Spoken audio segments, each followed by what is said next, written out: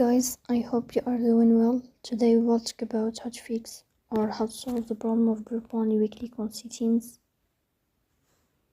In this page, you will click on apps, default apps, app settings. Then here you will search about Groupon and you will click. In this window of app info, you will click on first stop and you will click OK. Then you will enter to the window of storage. Here you will click on clear cache. In the end, you will turn off your phone and you will start your phone again to fix that problem. So please don't forget to support us by like and subscribe.